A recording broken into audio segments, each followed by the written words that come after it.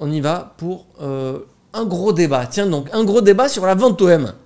Ah ouais, bah j'ai un jingle vente OM normalement. C'est vrai, t'as un jingle? Allez, je pense que je l'ai. Intéressant ça. Allez, intéressant. Jingle.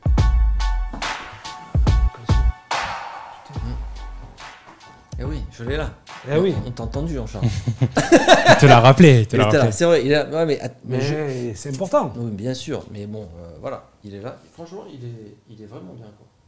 Tac. Bon, allez, on s'arrête là. C'est ta taille? On en reparlera. On a le temps. On aura le temps. Non, c'est pas ma taille.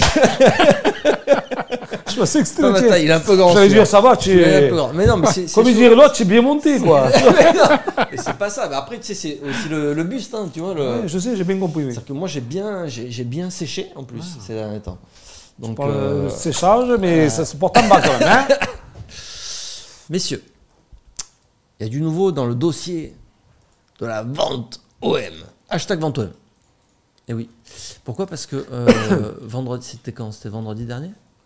Ou jeudi? Alors jeudi. C'est jeudi. Jeudi soir, il y a Romain Molina. Vous connaissez le journaliste Romain Molina, qui a sorti une vidéo donc sur sa chaîne YouTube pour expliquer effectivement qu'il se passait des choses autour de l'Olympique de Marseille, de ce sujet de la vente OM. Et on en reparle nous, parce que Romain Molina, c'est pas non plus...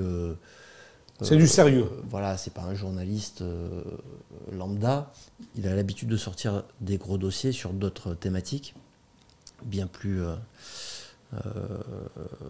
graves d'ailleurs. Il travaille pour de gros journaux. Il travaille pour qui là-bas? Pour New York Times, pour le Guardian aussi. Pour le Guardian aussi, voilà, il publie généralement pour tout ceux ça. qui ne le connaissent pas, il publie sur ces médias-là. Et donc, est-ce qu'on a une petite déclat à montrer ou pas sur ce qu'il a dit pour résumer? On avait quelque chose. Bien sûr, on a quelque chose, comme tu dis, voilà, sur notre site, footballclubdemarseille.fr. Quand on n'est pas en émission, vous pouvez aller suivre les infos sur notre site. Et donc voilà, il dit dans sa vidéo qui est juste ici, voilà, qu'il a mis sur YouTube, oui, l'OM est bien en pourparlers pour une vente. McCourt a sondé le marché depuis 2 ans. Sa première volonté était de vendre à un autre groupe américain, dont je n'ai pas le nom. Il y a ce vieux serpent de mer saoudien. Il y a 1 an et demi, on leur a proposé le dossier et ils ont regardé. Là, il y a une accélération qui s'est mise au printemps dernier. Le fonds souverain saoudien est en pourparlers avec l'OM pour racheter le club. Je ne sais pas si c'est en négociation exclusive, mais ça pourrait se terminer dans le mois. Depuis des mois, des discussions se sont intensifiées. Juste, je voulais rappeler quelque chose. Oui. Parce que là, il dit que ça fait 2 ans que McCourt avait sondé le marché. Romain Molina l'avait déjà dit. Oui, ça c'est... Non, pas marché américain. Juste le marché, quoi. Il avait sondé juste pour voir s'il y avait une vente. Et il y a 2 ans, déjà, il l'avait dit. Il était venu chez nous aussi pendant le premier confinement. Et on en avait discuté avec lui et avec Mourad. Donc, c'est quelque chose qui suit depuis longtemps. C'est même lui, en fait, qui avait démarré tout ça avant Ajroudi, avant Thibaut Vézirian, etc. C'était lui le premier. Bon, là, dans la petite déclat, on parle uniquement, effectivement, d'un dossier saoudien. Hein, mais il explique aussi dans sa vidéo qu'il y a peut-être un autre acteur là-dedans qui est intéressé, même fortement intéressé. On a écouté la vidéo, hein, Titi, juste avant l'émission pour se rafraîchir un peu les idées. Et donc, ce serait un dossier émirati. Voilà. Donc, il y aurait potentiellement 2... ça reste du lourd quand même, les 2 là. Oui. À voir. Après, à voir. Et qui viennent de sortir, ça reste du lourd quand même. On connaît ces informations. Ce sont toujours de très très bonnes informations dans tous les domaines où ils parlent. Quand ils donnent des infos comme ça, souvent c'est de la vérité à 95%, 98%. Donc que ça se réalise ou pas, ce qui est certain, c'est que ce sont quand même de gros groupes, enfin de gros pays, de ce que vous voulez, qui s'intéressent à l'Olympique de Marseille. Donc, c'est ça. Et donc, ça serait le fonds souverain, il dit que c'est le PIF, hein, si je ne me trompe pas. Le fonds souverain saoudien, qui est aussi sur le coup. Qu'est-ce que ça t'inspire, toi, Titi? Rien du tout. Pourquoi? Parce que pour l'instant, il n'y a rien d'officiel. Ah non, il n'y a pas rien. Ah oui, il n'y a rien d'officiel.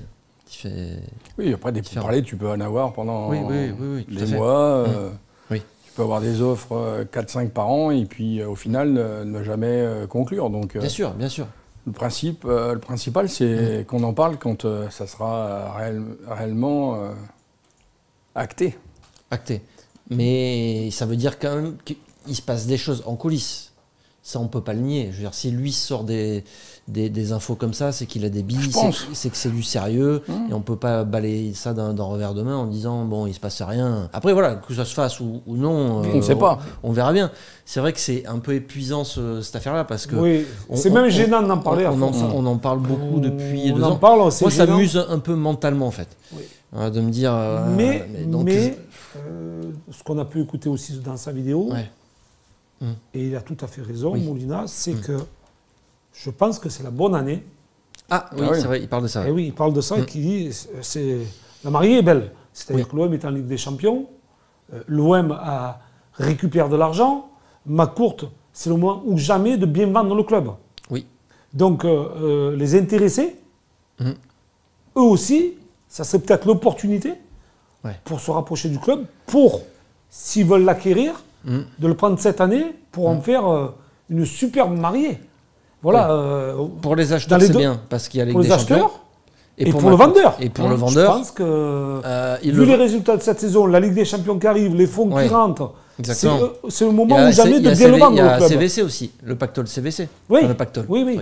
Après, pour des États comme ça derrière, si c'est un projet, à la Qatari, ils n'ont pas besoin de ça. Mais quand même... Tu as une Ligue des Champions, c'est le meilleur moment pour McCourt pour vendre. Effectivement, ça c'est clair. Il y aura même peut-être un risque de ne pas le vendre maintenant, parce que tu ne sais pas comment ça peut se dérouler la saison prochaine. Tu vois, te casse la gueule, la vente, j'ai presque envie de dire qu'elle passe au second plan. Quoi. Oui. Tu vois, là, par contre, elle est sur le devant de la scène. Là. Elle peut être sur le devant de la scène par rapport aux résultats de cette année, de cette saison, par rapport aux fonds qui vont tomber. Et McCourt se dit, tiens, pourquoi pas, le club...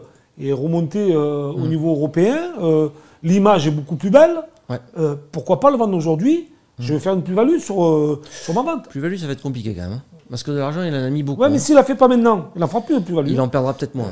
Voilà. Après, on ne sait pas, peut-être que l'année prochaine, il va te faire une grosse saison, bien sûr. On ne sait pas, on touche du bois. Mais je pense que là, c'est la bonne année aussi. Mais après, c'est du poker, hein. Tu vois. Après, c'est ou tout gagnant ou tout perdant. Effectivement, aujourd'hui, il peut mieux le vendre, ça c'est sûr et certain. Mais bon, déjà, il faut qu'il y ait un acheteur. Après, il y a des candidats. Il y aurait des candidats. On va attendre. Il y a une fait, raison, il y a absolument de voir si ça se finalise ou pas. Le plus important, moi, à mes yeux, actuellement, c'est la DNCG. Avant la vente. C'est-à-dire, pour le mercato? Bah oui. Ouais. Mais oui, bien sûr. Ouais. C'est important. Mais après, c'est ça aussi.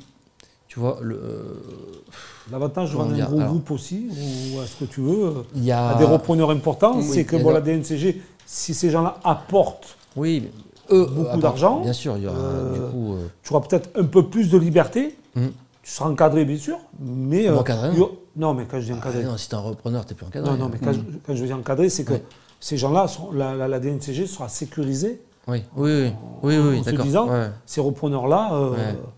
Ils vont investir, il y aura plus de facilité à laisser l'Olympique de Marseille un peu plus libre, entre guillemets. Quoi. Ils seront libres. Parce que c'est vrai que McCourt a mis beaucoup d'argent, on le répète à chaque fois, il en a mis beaucoup. On ne l'imagine pas non plus aller en remettre encore de l'argent. Même, et il en a a priori remis l'année dernière aussi. Enfin, on ne sait pas. Le truc, c'est qu'on c'est un peu opaque tout ça. On ne sait pas réellement d'où vient l'argent. Mais OM LSI c'est basé dans le dollar. On ne sait pas d'où viennent les fonds. On ne sait pas. Ok. Donc partons du principe que ce soit lui. Ok. Mais il ne peut pas en remettre éternellement. À fond perdu. Il y a encore 70 millions de pertes l'année dernière. Et sans recruter. Sans recruter et en faisant une superbe saison. Une année de Ligue des Champions, il perd d'où l'intérêt, ce qu'on disait, de l'argent. De peut-être l'opportunité, s'il y a l'opportunité qui se présente, de vendre le club. Si tu perds autant d'argent en faisant une superbe saison comme cette année, et c'est le moment ou jamais de faire l'affaire, quoi. Bon, après, la question qui tue. Est-ce que ça vous plairait, vous, d'être racheté par et d'avoir un projet à la Qatar Football Club? Moi, ce que je peux dire, pardon si je peux prendre la parole, excuse-moi, ce que je peux dire, c'est un peu piège, comme que ça me plaise ou pas, ouais. Quand tu es supporter de l'OM, ce que tu veux, c'est gagner, avoir des titres mais et de ne pas avoir de problème. Attends, et de pas avoir de problème financier. S'ils arrivent ces gens-là, je pense qu'on n'aura plus de problème financier. Ouais. Maintenant, il ne faut pas qu'il y ait un enjeu trop politique. Ouais, mais l'enjeu est forcément politique pour eux. Il faut qu'on donne aussi des moyens au club, qui mettent les moyens au club pour que ce club redevienne le véritable Olympique de Marseille, ce que tout le monde attend, tous les supporters, tous les fans de l'Olympique de Marseille. Nous, c'est ce que l'on veut. Est-ce qu'on était intéressé ou pas? Peu importe, nous on est intéressés par l'investissement, par les résultats qu'ils peuvent avoir, c'est ça, et les arrivées des joueurs. Est-ce que ça vous plaît ce qui se passe au PSG? Ça te plaît, toi, ce qui se passe au PSG ou pas? Ce qui plaît pas, c'est parce qu'ils n'ont pas d'identité populaire. C'est ça. Voilà. Ici, après, si le club il était racheté, il faut garder cette identité populaire et après, tu peux faire une belle équipe et tous les supporters seraient derrière l'équipe. Mais en fait, pour moi, sincèrement, on ne peut pas comparer le Paris Saint-Germain et l'OM si on est des gros investisseurs. Nous, on a une histoire. Le club a une histoire. Quand je dis nous, c'est parce qu'on est supporters. On s'est assis autour de cette table. On est supporters dans le monde, on est passionnés de l'OM. L'OM a des supporters dans le monde entier. Paris, c'est éphémère. Aujourd'hui, c'est éphémère parce que il y a 10 ans que ça existe avec ils ont été très bons en marketing. Maintenant, ils ont des supporters en Chine, aux États-Unis. Mais l'OM a quand même cette popularité que Paris n'a pas. Ça, c'est une grosse identité, que tu le veuilles ou non. Ils ont quand même le titre, que tu le veuilles ou non, de champion d'Europe. Et puis l'OM, si tu regardes bien, c'est des passionnés, les gens. Ce ne sont pas des gens qui viennent au stade en costard. Ce sont tous des passionnés. Les gens des avocats sont capables d'aller dans des virages, se mélanger avec les supporters, comme des médecins et tout le reste. Paris, ça n'existe pas. Je te le dis, ça n'existe pas. Après, les vrais Parisiens sont dans la tribune présidentielle. Je suis d'accord. Mais s'il y a une transformation, si pour eux, c'est faire comme à Paris, comme le Qatar a fait à Paris, c'est-à-dire de l'image, qu'est-ce qu'ils vont faire? Ils vont prendre des noms, ils vont empiler des noms, comme ils ont fait à Paris. Parce que eux, l'intérêt pour Paris, et tu sais très bien, on en a parlé avec des gens, comment ça se passe aussi là-bas, au Qatar, ils veulent des noms. Peu importe si ça gagne ou si ça gagne pas, ils veulent juste des noms pour pouvoir communiquer sur ces noms-là.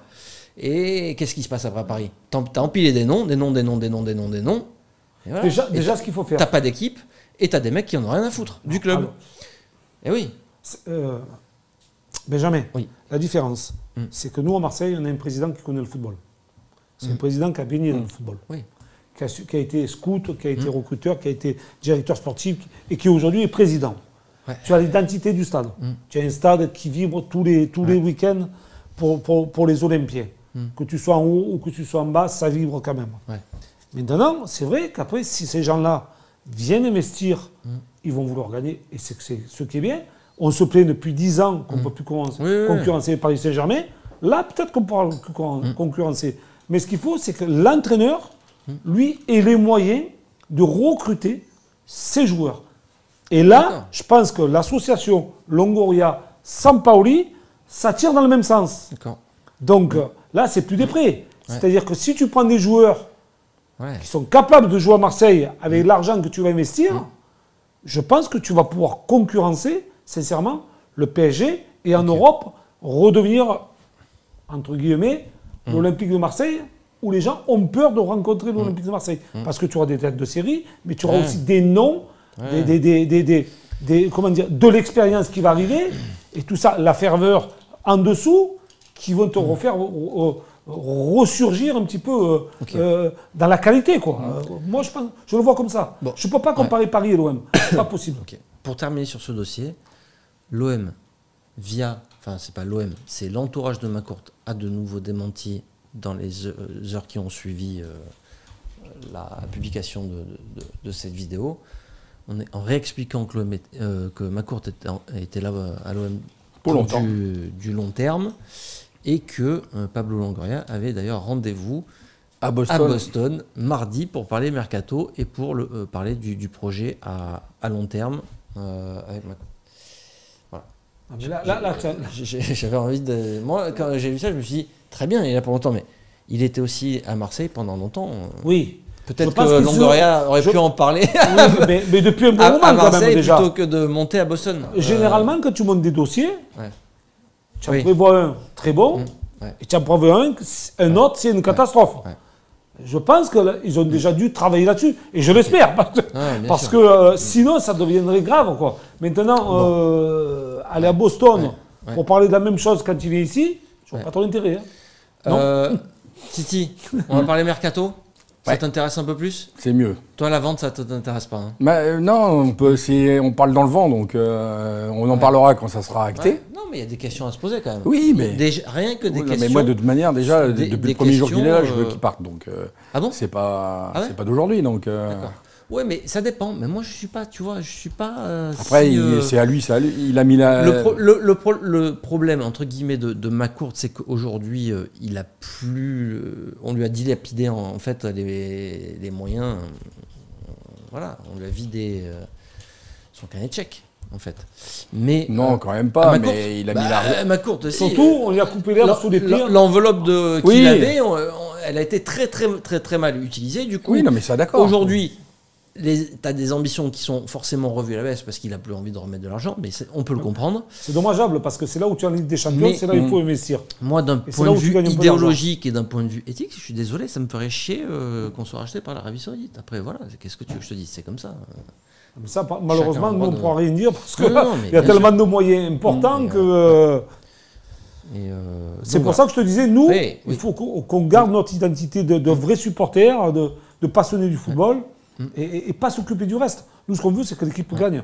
Après, il ne faut pas rentrer dans des détails. Non, bien sûr. On aurait pu être différent. Il n'y a pas un Marseillais très riche là qui pourrait racheter l'Olympique de Marseille? Ça serait sympa, ça.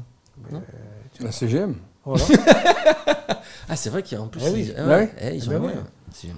Il a les moyens. À Rennes, ils ont mis Pinot. On pourrait avoir Saadan, non? Saadé, pardon. Il faudra qu'il en ait envie, c'est tout. C'est vrai. C'est tout. Ou sinon, l'argent, il y en a là.